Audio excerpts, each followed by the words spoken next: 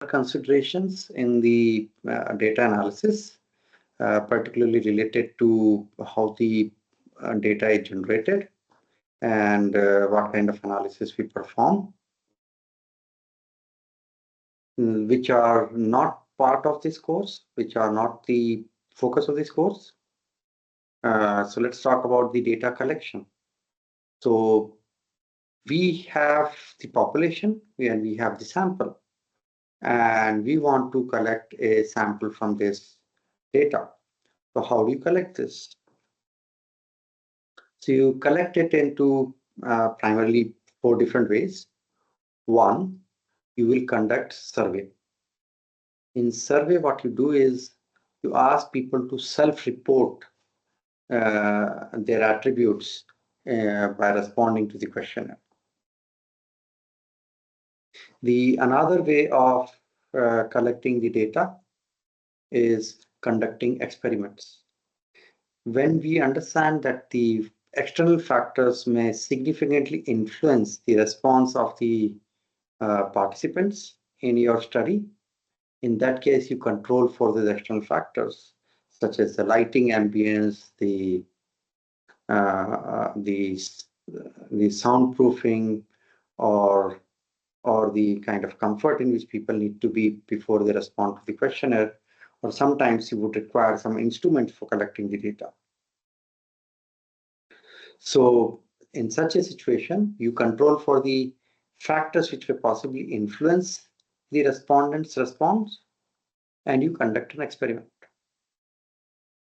The third mechanism is to conduct intense interviews. Through intense interviews, you elicit responses by seeking clarification, by asking some questions in a sequence. And the last method of collecting the data is observation. Sometimes, if you collect the data by directly engaging with the respondent may change the response. So in such a situation, what the researcher does is observe the person's behavior in the natural setting. For example, how people go about purchasing, let's say, a baby formula. How do they determine whether they buy brand X or brand Y? Is price a consideration, etc., etc.? Many times, if you ask them directly, they may not be able to articulate it well, or they may want to give you a answer which leaves a superior impression of them on you. So in such a situation, you want to make an observation to collect the data. Second issue is how large a sample should be collected. We will be looking at the quantitative approach to sample size determination later in the course, but the basic fundamental principle of a sample is that sample should be representative of the population. It should represent every aspect or every type or quality of people or the respondents in the population. So in case of homogeneous population, let us say, for example, you're looking at the cookies manufactured in a automated manufacturing facility. In that case, all cookies are identical.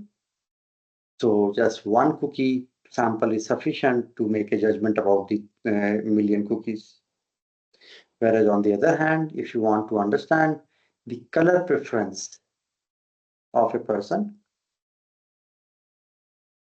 let's say there is a group of 20 persons, and you want to know the color preference of this group of people. Even if you collect the color preference of the 19 people, you cannot generalize it to the 20th person.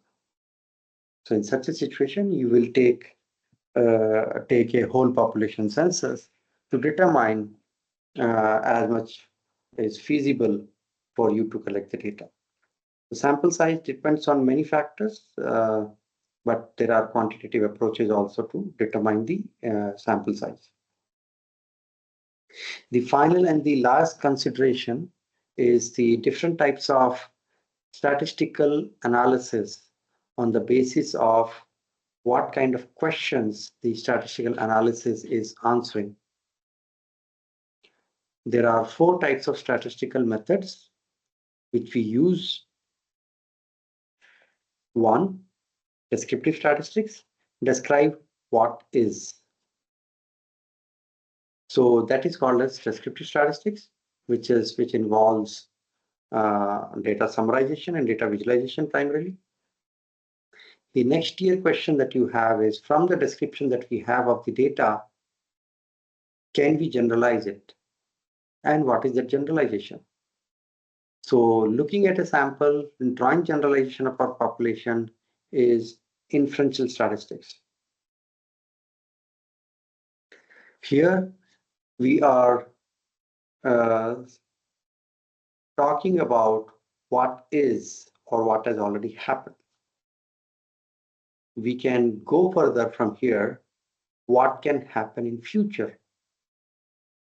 The statistical methods used to answer those questions fall under the purview of what we call as predictive analytics or predictive modeling, wherein we say that we are not only limited to the present and the past, we want to take a peep into the future.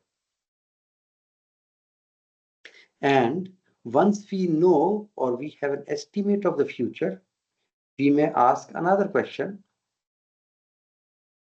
what should we do if such and such future happens? For example, what is the recommendation, the choices, or the responses that we have to a specific situation? We have to make choice for one of those choices, which is called as prescriptive analytics or prescriptive modeling. We can understand this with an example of how the medical doctor conducts his profession.